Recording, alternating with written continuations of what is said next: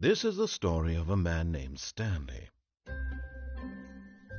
Stanley worked for a company in a big building where he was employee number 427. Employee number 427's job was simple. He sat at his desk in room 427 and he pushed buttons on a keyboard. Orders came to him through a monitor on his desk, telling him what buttons to push, how long to push them, and in what order. This is what employee 427 did every day of every month of every year. And although others might have considered it soul-rending, Stanley relished every moment that the orders came in, as though he had been made exactly for this job. And Stanley was happy. And then one day, something very peculiar happened. Something that would forever change Stanley. Something he would never quite forget. He had been at his desk for nearly an hour when he realized that not one single order had arrived on the monitor for him to follow. No one had showed up to give him instructions, call a meeting, or even say hi. Never in all his years at the company had this happened, this complete isolation. Something was very clearly wrong.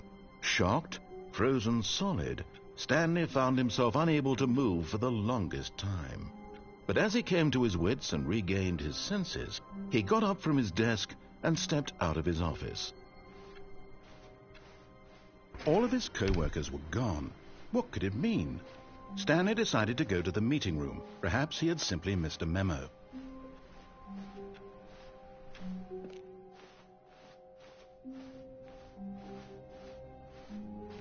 When Stanley came to a set of 2 open doors, he entered the door on his left.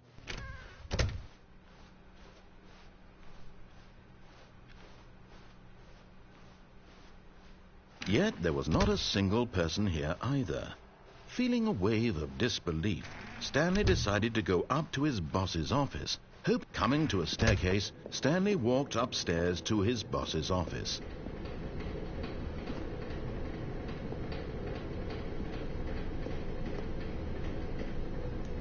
But Stanley just couldn't do it. He considered the possibility of facing his boss. Admitting he had left his post during work hours, he might be fired for that. And in such a competitive economy, why had he taken that risk? All because he believed everyone had vanished? His boss would think he was crazy. And then something occurred to Stanley. Maybe, he thought to himself, maybe I am crazy. All of my co-workers blinking mysteriously out of existence in a single moment for no reason at all? None of it made any logical sense. And as Stanley pondered this, he began to make other strange observations. For example, why couldn't he see his feet when he looked down? Why did doors close automatically behind him wherever he went? And for that matter, these rooms were starting to look pretty familiar. Were they simply repeating? No, Stanley said to himself, this is all too strange. This can't be real. And at last, he came to the conclusion that had been on the tip of his tongue. He just hadn't found the words for it. I'm dreaming, he yelled. This is all a dream. Oh, what a relief Stanley felt to have finally found an answer, an explanation. His co-workers weren't actually gone. He wasn't going to lose his job. He wasn't crazy after all. And he thought to himself, I suppose I'll wake up soon. I'll have to go back to my boring real-life job pushing buttons. I may as well enjoy this while I'm still lucid. So he imagined himself flying and began to gently float above the ground. Then he imagined himself soaring through space on a magical star field, and it too appeared. It was so much fun, and Stanley marveled that he had still not woken up. How was he remaining so lucid? And then perhaps the strangest question of them all entered Stanley's head. One he was amazed he hadn't asked himself sooner. Why is there a voice in my head dictating everything that I'm doing and thinking? Now the voice was describing itself being considered by Stanley, who found it particularly strange. I'm dreaming about a voice describing me, thinking about how it's describing my thoughts, he thought. And while he thought it all very odd and wondered if this voice spoke to all people in their dreams, the truth was that, of course, this was not a dream. How could it be? Was Stanley simply deceiving himself, believing that if he's asleep, he doesn't have to take responsibility for himself? Stanley is as awake right now as he's ever been in his life. Now, hearing the voice speak these words was quite a shock to Stanley. After all, he knew for certain, beyond a doubt, that this was in fact a dream. Did the voice not see him float and make the magical stars just a moment ago? How else would the voice explain all that? This voice was a part of himself too. Surely, if he could just... He would prove it. He would prove that he was in control, that this was a dream. So he closed his eyes gently, and he invited himself to wake up. He felt the cool weight of the blanket on his skin, the press of the mattress on his back, the fresh air of a world outside this one. Let me wake up, he thought to himself. I'm through with this dream. I wish it to be over. Let me go back to my job. Let me continue pushing the buttons. Please, it's all I want. I want my apartment, and my wife, and my job. All I want is my life exactly the way it's always been. My life is normal. I am normal. Everything will be fine. I am okay.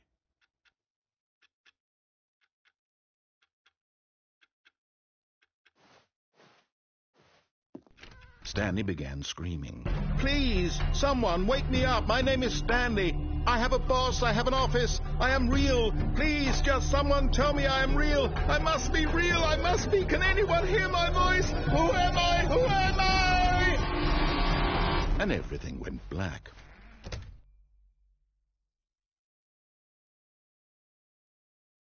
This is the story of a woman named Mariella. Mariella woke up on a day like any other.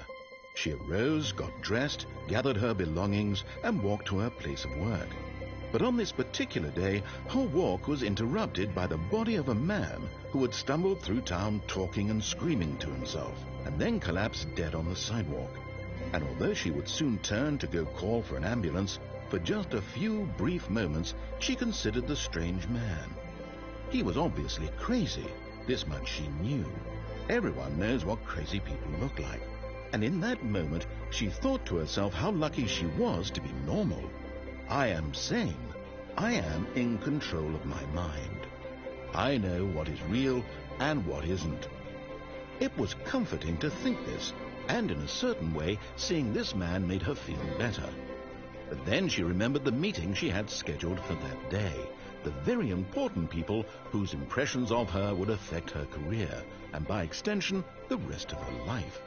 She had no time for this, so it was only a moment that she stood there, staring down at the body. And then she turned and ran.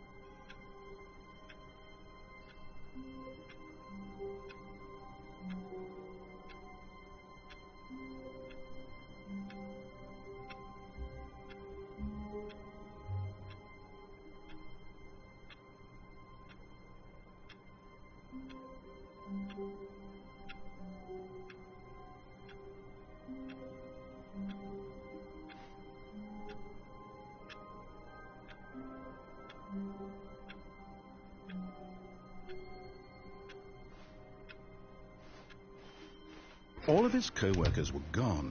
What could it mean? Stanley decided to go to the meeting room. Perhaps he had simply missed a memo.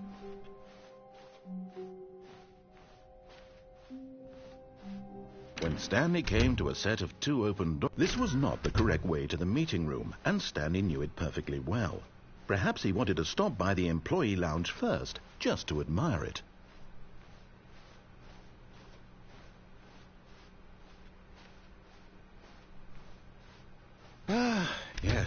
truly a room worth admiring. But eager to get back to business, Stanley took the first open door on his left. And so he detoured through the maintenance section, walked straight ahead to the opposite door, and got back on track. Yet there was not a single person here either. Feeling a wave of disbelief, Stanley decided to go up to his boss's office, hoping he might find an answer there.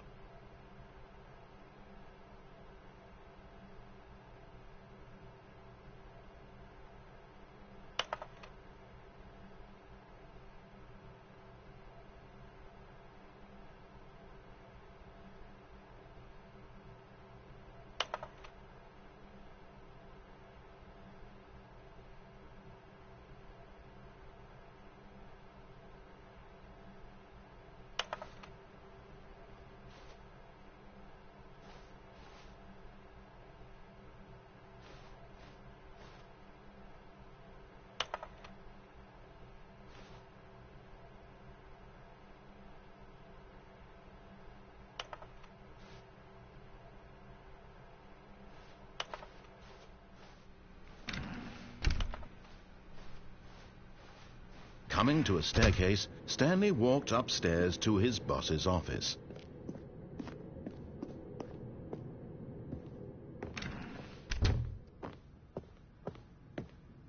Stepping into his manager's office, Stanley was once again stunned to discover not an indication of any human life. Shocked, unraveled, Stanley wondered in disbelief who orchestrated this, what dark secret was being held from him. What he could not have known was that the keypad behind the boss's desk guarded the terrible truth that his boss had been keeping from him. And so the boss had assigned it an extra secret PIN number, 2845. But of course, Stanley couldn't possibly have known this.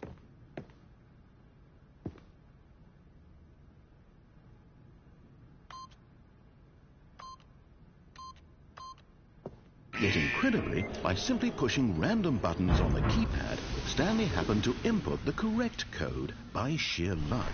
Amazing. He stepped into the newly opened passageway.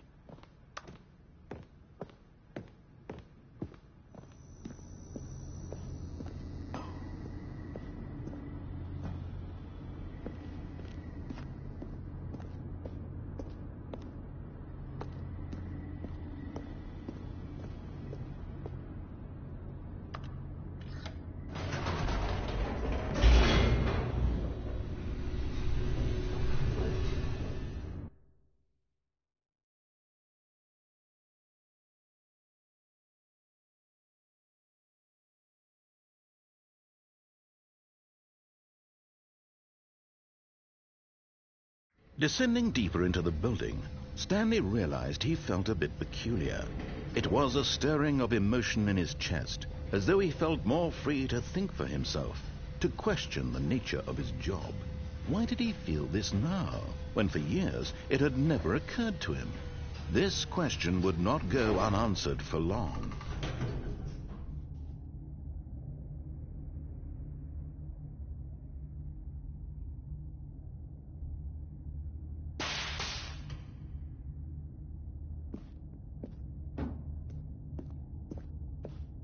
Stanley walked straight ahead through the large door that read Mind Control Facility.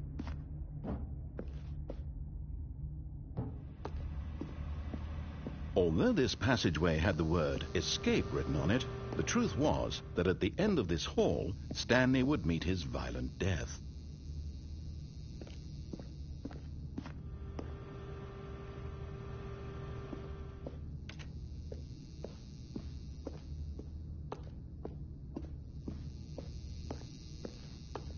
The door behind him was not shut. Stanley still had every opportunity to turn around and get back on track. At this point, Stanley was making a conscious, concerted effort to walk forward and willingly confront his death.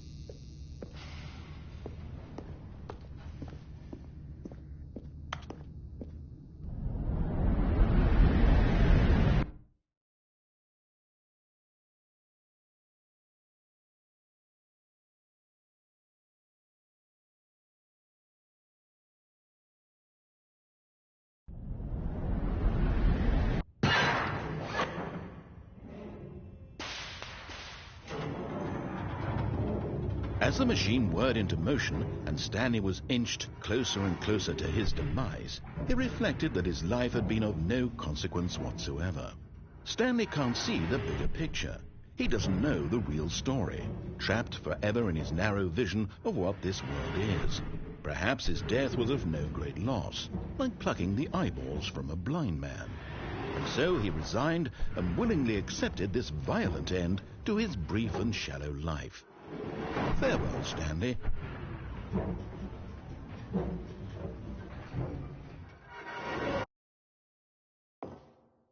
"Farewell, Stanley," cried the narrator, as Stanley was led helplessly into the enormous metal jaws. In a single visceral instant, Stanley was obliterated as the machine crushed every bone in his body, killing him instantly.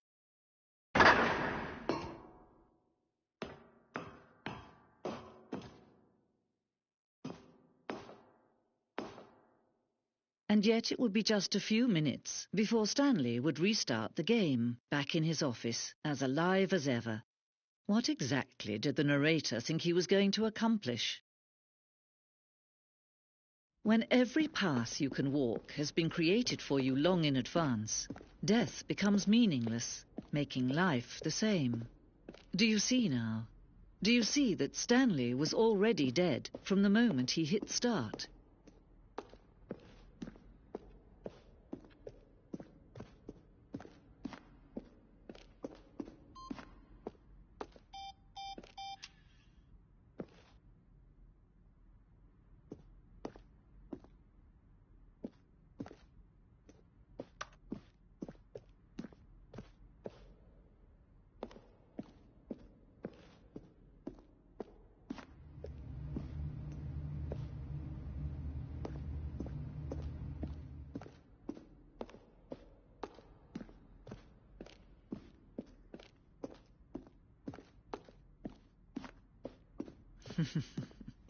Oh, look at these two. How they wish to destroy one another. How they wish to control one another. How they both wish to be free. Can you see?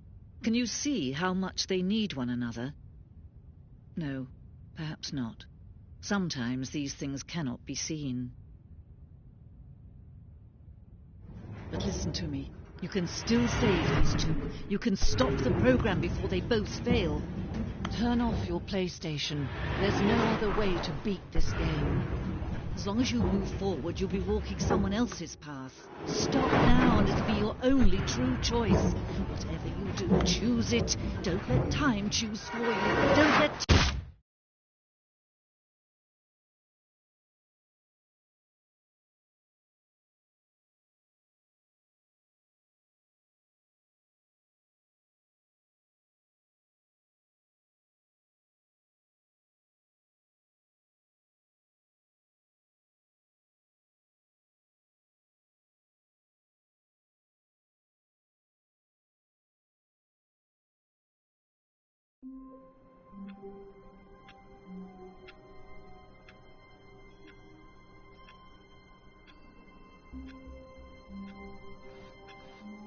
All of his co-workers were gone. What could it mean? Stanley decided to go to the meeting room. Perhaps he had simply missed a memo.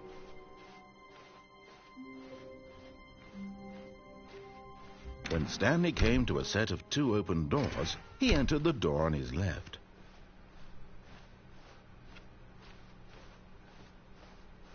Yet there was not a single person here either. Feeling a wave of disbelief, Stanley decided to go up to his boss's office. Hoping, coming to a staircase, Stanley walked upstairs to his boss's office.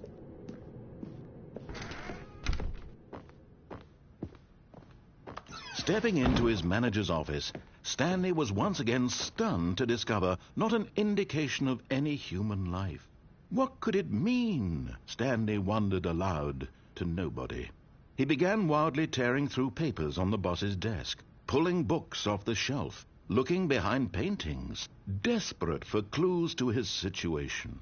But his attention was caught by a keypad behind the boss's desk. What could its purpose be?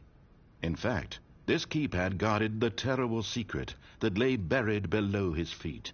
and so the boss had assigned it an extra secret PIN number, 2845. But of course, Stanley couldn't possibly have known this.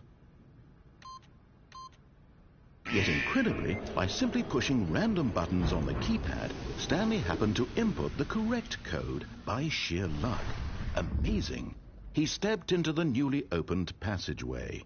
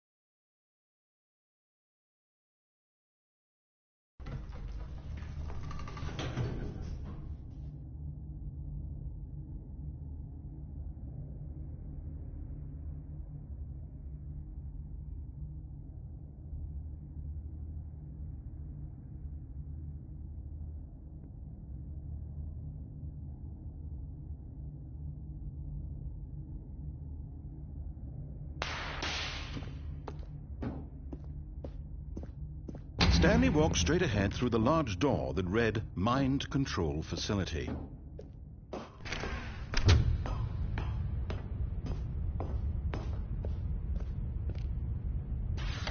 The lights rose on an enormous room packed with television screens.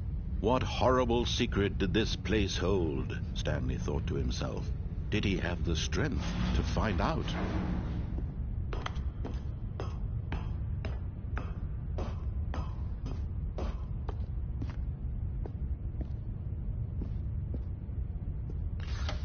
Now the monitors jumped to life, their true nature revealed. Each bore the number of an employee in the building, Stanley's co-workers. The lives of so many individuals reduced to images on a screen, and Stanley, one of them, eternally monitored in this place where freedom meant nothing.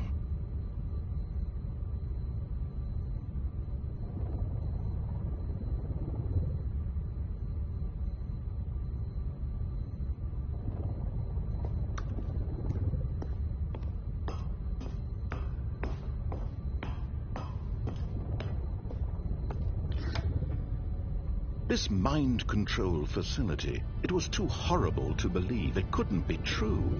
Had Stanley really been under someone's control all this time? Was this the only reason he was happy with his boring job? That his emotions had been manipulated to accept it blindly?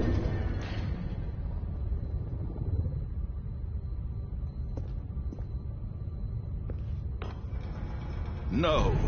He refused to believe it. He couldn't accept it. His own life in someone else's control? Never! It was unthinkable. Wasn't it? Was it even possible? Had he truly spent his entire life utterly blind to the world?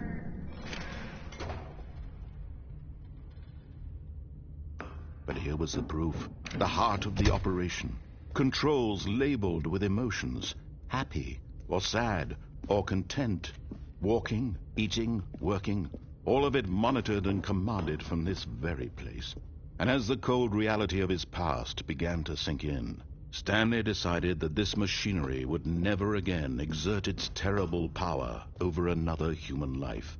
For he would dismantle the controls once and for all.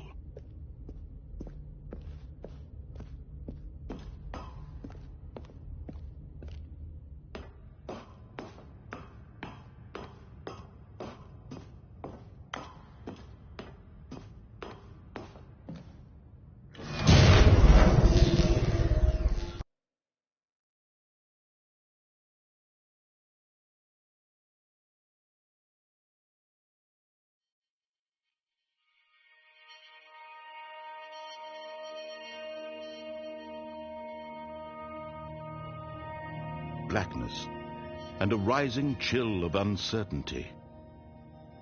Was it over? Yes! He had won! He had defeated the machine, unshackled himself from someone else's command. Freedom was mere moments away. And yet, even as the immense door slowly opened, Stanley reflected on how many puzzles still lay unsolved. Where had his co-workers gone? How had he been freed from the machine's grasp? What other mysteries did this strange building hold? But as sunlight streamed into the chamber, he realized none of this mattered to him, for it was not knowledge or even power that he had been seeking, but happiness. Perhaps his goal had not been to understand, but to let go.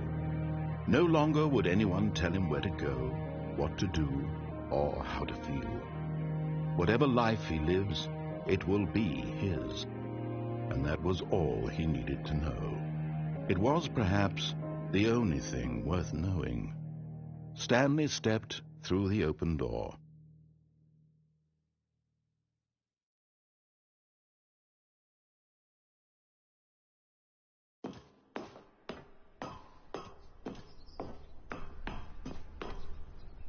Stanley felt the cool breeze upon his skin, the feeling of liberation, the immense possibility of the new path before him. This was exactly the way, right now, that things were meant to happen. And Stanley was happy.